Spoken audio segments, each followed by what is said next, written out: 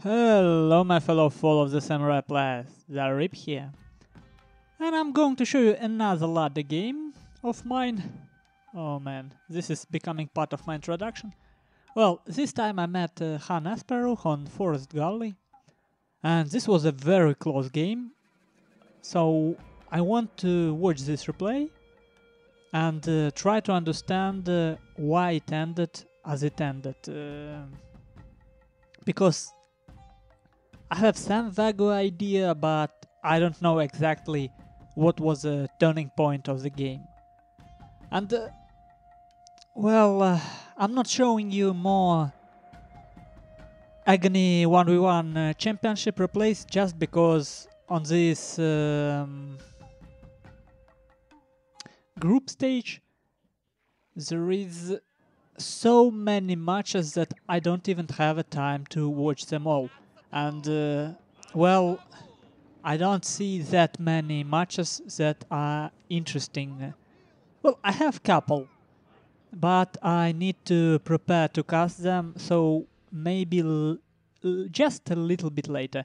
And I think in a second group stage there will be much more interesting games than right now. Okay, let's take a look at army composition of me and Khan Asparukh. Khan Asparukh have 4 Yariki with 7 chevrons, 24 attack on them. I have 2 Yariki with 4 chevrons and 2 Yariki with 7 chevrons.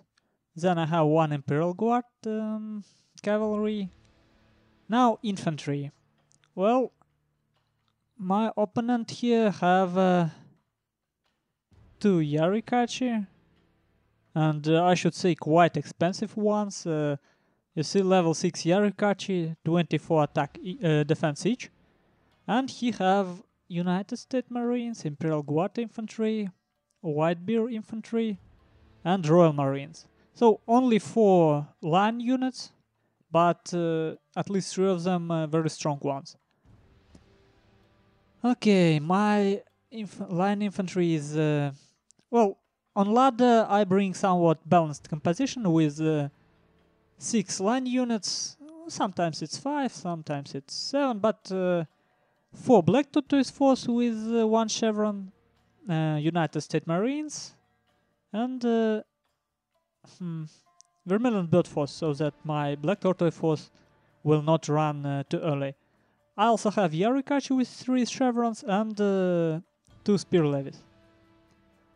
My general is some mix between Gun and Bushido, and actually I have some points in command gen to have a big aura. I'm testing it right now. Okay, and Khan Asparukh have some mix between melee and gun gen. Interesting. Okay then. And well, you see, this map is a little bit with these builds. It's hard to tell, but I think his build may be a little bit more suited to this map. And what we have here is just a second. Farmhouse, workshop, and what is this? Archery dojo. So I got lucky to have an archery dojo on my side. This is important thing because this will be decided by line and cavalry battles, because melee are not that strong here. And you see, this is a sort of a choke point map. It's big, it allows a lot of flanking, but I cannot flank that easily here, because if I try to go with my line here or here, he can control me. So this is a choke point. And well, you know, honestly, now that I think of it, maybe I could have took one of my line units with Yarikachi, for example, and went all the way around, because Yarikachi one line unit, another line unit here, and my cavalry I can deal with his hierarchy. They are much stronger than mine because he have 4 level 7 and 2 of mine are level 4. But Yarikachi and Black Tortoise Force, I can actually try to flank with them. I'm just thinking about what I could have done better in this situation. And here I can actually protect this choke point using just 5 line units and 2 spear levy. That's totally possible. So, you know, sometimes you want to go farther away and think about how many forces do I really need here. If I have my cavalry here, or here, for example, I can send it here and here quite fast. So I can try to use smaller force to flank, and it will force my opponent to turn some of his forces around. And if I go all the way around, he will either risk his cavalry charging my Yarikachi, or he will have to start unprepared attack here, and I will be able to hit him from the back. So just because I have more units, if I was smarter in this game, I could have flanked him. I believe it was safe. Yeah, I can protect middle, I can flank, and he will have to pay dearly for that. Because you see, this terrain, it will allow me to keep my Black Tortoise here, Yarikachi here, and he will have to move all the way. I mean, his United States Marines, if he wants to shoot me. And if he does that, I can attack this in this vicinity. Man, this is... I hate when I miss things like that in the game. Well, okay. Now, here I'm kind of sacrificing my spear levy. He already can... And you see, terrain in this area is very, very difficult. Because, you see, here, it's not obvious when units can or cannot shoot, because it's very, very difficult terrain. But now, you see, this Black Tortoise Force got shot on his Royal Marines just because he was shooting the spear levy and didn't pay enough attention. Now he has to fall back a little. And here is an interesting trick I have seen a lot. You see, on a map with such a difficult terrain, you cannot afford clicking attack orders. If you click attack order, your line might start moving in... It does some ridiculous stuff sometimes. So I did what I did, and he does... You see what he does.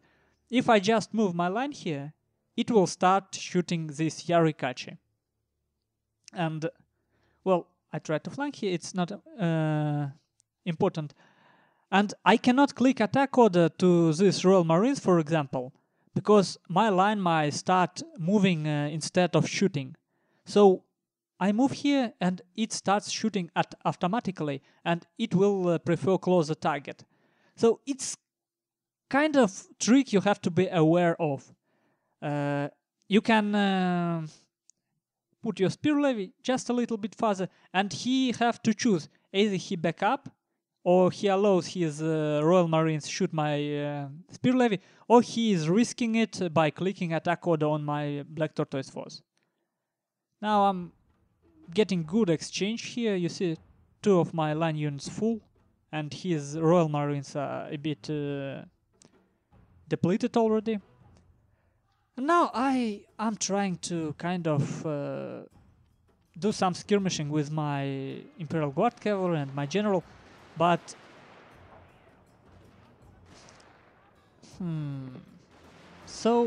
but you see here this Yarikachi, his General and his 4 Yariki, this will be bad for my cavalry, and you see I'm falling back. There is an open area I can try to flank around, so his Yarikachi will not be able to help his cavalry here, but Just imagine, I'm not seeing Khan Asparukh here, I'm seeing someone like Duck against me. If I move my cavalry here, he may just move his Yarikachi here and just ignore this force and rush his cavalry to my line. He will destroy me faster than I will be able to hit him from the back. So I don't want to get my cavalry too far away from my main body. So he almost catch me there, but now you see, he doesn't want to do that either. He doesn't want to get too far away from his main body, because his line contingent, even if it's stronger, it's still only 4 units. And here, this is what I was talking about. I clicked attack order and my line units start to move in some strange direction. So we're dancing here, and I'm kind of playing an attacker here. So I don't know why he did this. This was a bit sloppy play, but he manages to pull out actually, and no, I got him. So I kind of won a skirmishing battle here. Let's call it skirmishing battle, because it wasn't full line, and I'm starting my attack here. I don't know, this wasn't prepared, this wasn't anything. Just because I moved my line here, I felt like I need to move this line with it, because I didn't want this middle one shooting me. So right now he is destroying my spear levy, but all of my line units are mostly intact. And yeah, I'm trying to get this Royal Marines, but I got into this Yarikachi. And so, and you see what makes this battle very close. He did what a lot of players on ladder doesn't do, but Khan Asparukh, he plays on tournament, so he has an idea of how he should play in situation like this. I have a clear advantage in quantity of my line, so he doesn't take a fight here. He backs up, which forces me to go closer, and now he has an advantage. He has an uphill advantage, and his units can shoot all at the same time, and this my unit out of the fight. These 2 units are in very strange position without line of sight. Very good play by him, but what he does bad, he's actually wasting his cavalry. And he's wasting his Yarikachi. He launched attack at me, but well, it failed. But he got my line unit. He is getting second line unit. So just because he fallen back and I followed him, he did get a better exchange here. So now my unit's routing, and you know, this might be funny, but this is why I love Black Tortoise forces. They route very fast, and that means that these 100 men, when they come here, they will get back from routing. And I like how they go back and in fight again, from fight in fight. But now you see, because of his charges, I actually have cavalry advantage, and I'm going around this Yariki, and my cavalry would be hitting his line. So this is a very close one here, and he is charging his general, because 20 men against 40, he thought he can get me, but with this Imperial Guard cavalry, maybe not. And now I do the thing he did. I'm pulling back, and he has to follow, and his units cannot help each other. More or less. And now Suddenly, when all of my Black Tortoise forces come back from routing, and he lost his general, this was a very risky move. This is looking quite good for me. So I would say at this position, now that he doesn't have any cavalry, and I have Imperial Guard cavalry, and I have forces I can use for flanking, man, this is my game. And we both wasted so many forces for no reason. I mean, I shouldn't have followed Khan Asparukh when he fallen back here. You see, I did get this ground. I should have just stayed on 150 range border and just flank it. You see, I get this uphill position. I control this area, and I should have just went around with my spears. But, well, I didn't. And now this is just a matter of being patient. Now, in situation like this, you shouldn't underestimate your opponent forces. It's United States Marines and Imperial Guard infantry. They have very good morale. They have 2 hours, so if you mindlessly charge them, you are going to lose. So let me speed it up a little. I try to put my general far away, but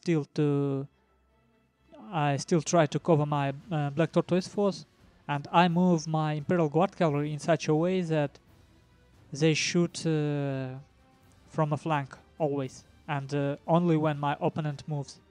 I can't afford losing that unit. And you see, because of this hill, he can't use his 150 range advantage. And you see, I played on this map, so I know this hill. So I just wait when all of my forces will be in position. I use my cavalry for flanking to get some morale shock on him from flanks. And now I only attack when all of my forces can hit him.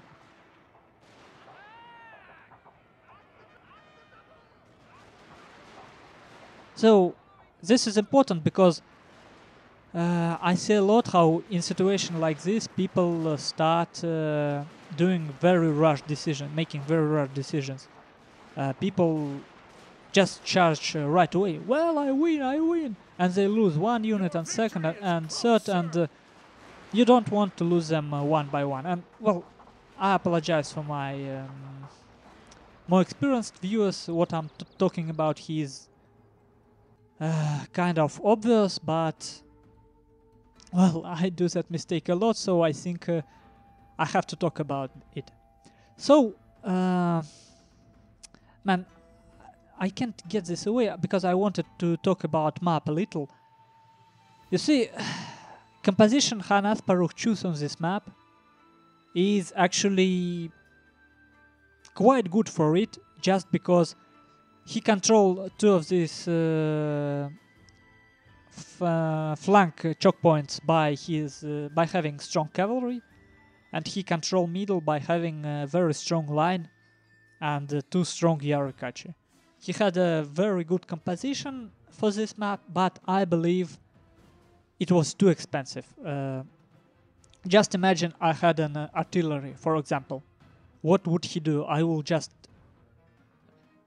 easily make my Armstrong gun pay for itself. You still want to have some cheaper units, even if you have, for example, well, okay, you have 2 Royal Marines, United States Marines. Shogun, this Imperial Guard infantry, it is strong, yes, it has a morale aura, but it's not cost effective. You can get 2 Black Tortoise force for that, for it, and keep him near your Marines, and they will get morale aura bonus, and you will just get more guns. So I think it was just a little bit too expensive composition. And this level 6 Yarikachi, they are good. They are very good against cavalry heavy. They are very good against rush builds. But, well, he paid... how much he paid? 1,100 cocoa for each. Very expensive unit. And it's very difficult to use it for attacking. You have seen it here.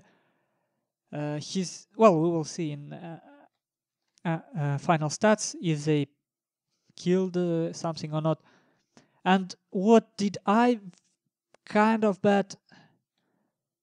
Well, my attack was very unprepared. I attacked from the front, stronger force, and as I said, there were quite a lot of possibilities to flank, and I couldn't use them, which made for a very close game.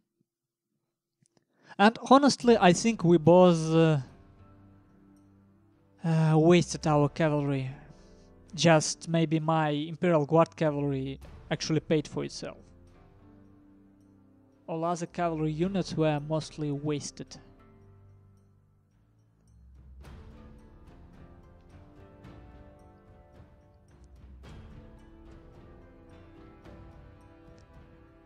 So, well, despite me having more units in the end, I didn't felt like I'm winning in the middle of the game. Not at all. When he pulled back and I was pursuing him, I actually felt like I'm gonna lose it.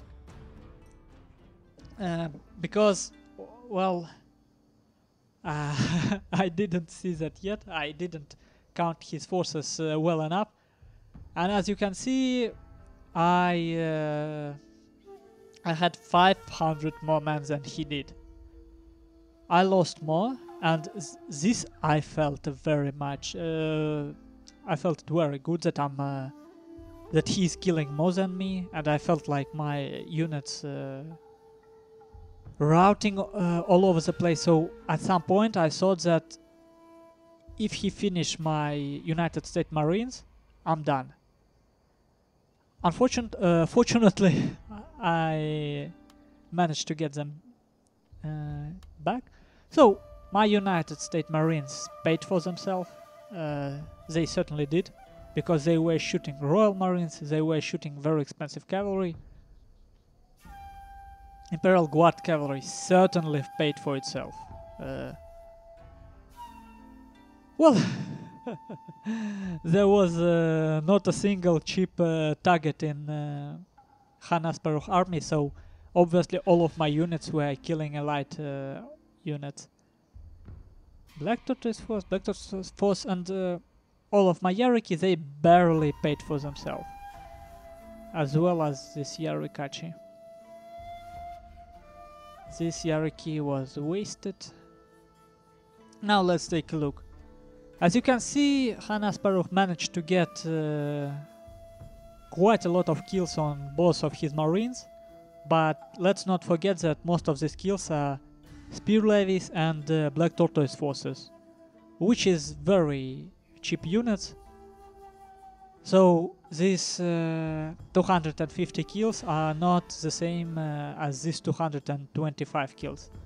These are much more expensive